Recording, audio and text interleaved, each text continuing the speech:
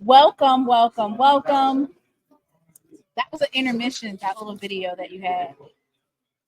I'll play the rest of it later because we have Dr. Charles McClelland here, none other than the commissioner of the SWAC. Thank you for having me. Thank you. This is our again second this year. That's right. I feel lucky, right? I get to interview you live.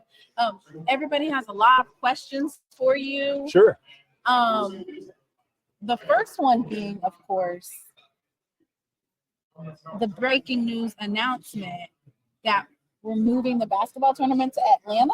That is correct. So last year when we talked about the tournament, we talked about how building a home base That's is correct. so important, and also the investment, right, piece. So I'm guessing that Atlanta has, given you a great investment into this tournament. That's a good guess. Yes. Can you expound a little bit about this historic switch to Atlanta and the thought process behind it? Well, I think you summed it up perfectly. We're looking for a home where they're going to invest heavily. We've heard from our constituents, which is the fans, that say that they wanted our basketball tournament to be a destination event. We've expanded it from 8 teams to 10 teams this year, and then the following year is going to be 12. It's going to be at the Gateway Center, which is a NBA arena. The WNBA Dream play there, and the G League plays there. So we're going to have suites, and we're going to have drinks. We're going to team up with the Atlanta Fulton County Recreational Authority. We're going to have concerts. We're going to have day parties. We're going to have career fairs. Day parties? Yeah, so in Atlanta? Oh, y'all right. may be lit. Right. So this is kind of like, when I hear all of this, I'm thinking of, because I'm in North Carolina, I'm thinking about CIAA and how everything ties into it, with community events and day parties and stuff. And I'm getting excited just hearing it. So I'm going to ask some of the fan questions because they have a lot. Sure. There's a couple of questions that one of my fans gave me on Saturday, Mr. Ford. I'm not going to ask all of those questions, but one of the questions is, can you please ask how much direct revenue has the SWAC received from the HBCU Gold Deal? Yeah, we don't display those numbers. They're not going to display those numbers. Next, is there any updates on a possible conference expansion? Last year when we talked, it seems like people have the same questions over and over. Yes. Because last year you emphasized that for anybody to be added to the conference, they have to add value. Yes. That hasn't changed. And from an expansion standpoint, that hasn't changed. We said that we don't want to expand and create additional hardships for our member institutions and anybody that's coming in. There's great value of being a part of the Southwestern Athletic Conference, both intrinsic value and financial. And the distribution is strong. Our memberships are very excited about where we are from a financial standpoint, the dollars that they get. We don't want to dilute that. Right. And you talk about sold out stadiums. You talk about 7 of our games have 50,000 people or more. Bethune-Cookman and FAMU has come in and have done a tremendous job of elevating our brand. We got as much from them coming as they got out of joining the SWAC. And if we ever expand, those are going to be the criteria that we take a look at. Okay. So he's answering all the questions, but a lot of the questions, they remain the same.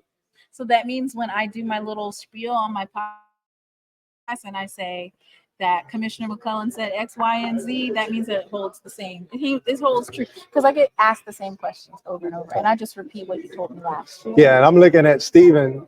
Stephen, you've never seen the commissioner say any numbers as far as HBCU go. Ultimately, what you're typing there is what you heard out in the social sphere, which is not anything that came from the conference office.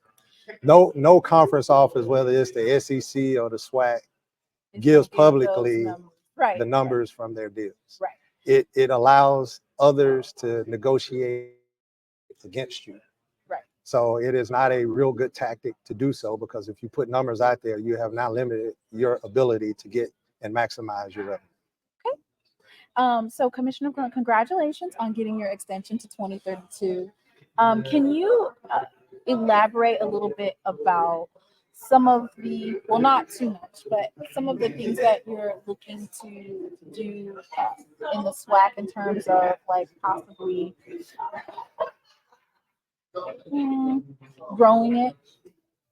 Well, we want to continue to grow. I think the thing that I am probably most proud of in the last 5 years, there's been a lot of movement.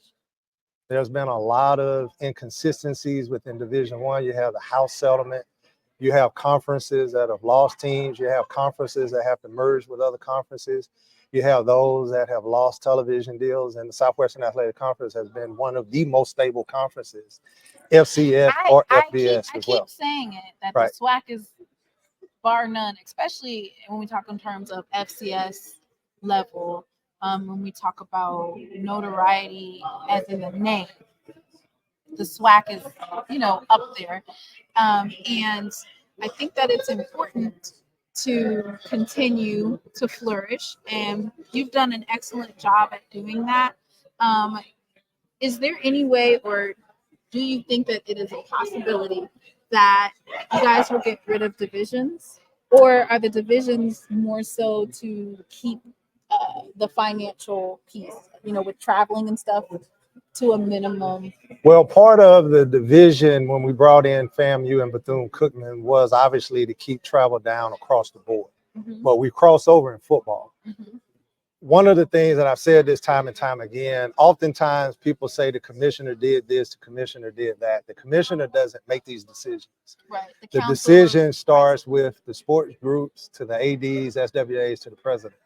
My role is to implement what they want done. So you guys have votes and stuff. Absolutely. Everything is voted upon. So that means that all 12 of the presidents make these types of decisions. So like the decision to expand from the 8 teams to 10 to 12 is... That was at the athletic director. So there are certain things that go to the president, certain things that stop at the athletic director level. All of that is predicated on our constitution and bylaws. But the conference office doesn't say, well, we're going to move to Atlanta. We're going to bring 12 teams, or we're going to change divisions. All of that is a derivative of the leadership within the conference, within the schools. Okay. And then another question that I have is they have the SEC network, or they have the Texas A&M network. Is there a possibility that we can get, which these networks, they also coincide with ESPN Plus, because you're able to, if you click on it on ESPN Plus, it'll say that it's showing. If I can interrupt you. Okay. They don't coincide with ESPN Plus. Those networks are owned by ESPN. Oh, okay. They're just under the mantra of the SEC. So Texas A&M doesn't have a network. Texas had to get rid of their well, I shouldn't say get rid of. Texas can't show the games because of the contractual obligations of the SEC media deal. So the Texas... Can we get a SWAC network when you guys renegotiate for ESPN? Well, probably not, simply because of the revenue and the amount of people that have to watch and the infrastructure that it takes. Okay. That is the part of the reason why we have started the SWAC Digital Network. But what that does is it allows you to expand. So, for example, if we wanted to talk to Amazon Prime, or we wanted to talk to any one of those networks, that's the direction that we are setting ourselves up for. And that would be through the SWAC Digital Network? Yes. Okay. Right. So I'm going to clarify. So SWAC Digital Network is what would be utilized in the capacity of growing. And then you said that because of the ESPN deal and HBCU go, how those things are structured, that the SWAC Digital Network is limited on certain things that it can show because of those. Sure. Okay. Sure. And the Southwestern Athletic Conference, we have more games shown than any other FCS conference. We on par with all of the Group of 5 FBS conference. So you have to really look at where you are, where you're positioned, what the market value is. We have third-party entities that evaluate what our market value is, what we can get, what we can't get.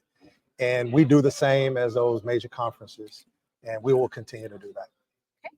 And my last question that I'm gonna have, HBCU Go picked up more football games. They're showing two separate football games the same year. Say Or that no, again now? same weekend. I'm sorry. So like on Saturday they have two games. Yes. And I remember last year when we were talking, you did say that they're going to expand into the Olympic sports. So piggybacking off of this question, is there any conversation with HBCU Go to increase the coverage of basketball and Olympic sports coverage this year? Yes, it is. And again, part of what we want to expand, we have a goal of having all of our games, basketball, football, Olympic sports, on those platforms. So as HBCU grows, you're going to start to see the growth of the SWAC on that network. Thank you so much, Commissioner McClelland. Thank you. And there you have it, folks. Live on SheLovesThee Podcast. This is where you can catch it at. Hit the subscribe button. Thank you. Thank you. All right, y'all. Why are y'all cutting up in the comments like that? Mr. Campbell, why is you cutting up like that?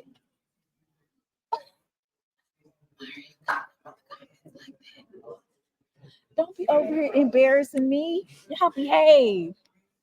Y'all behave when you talking to certain people.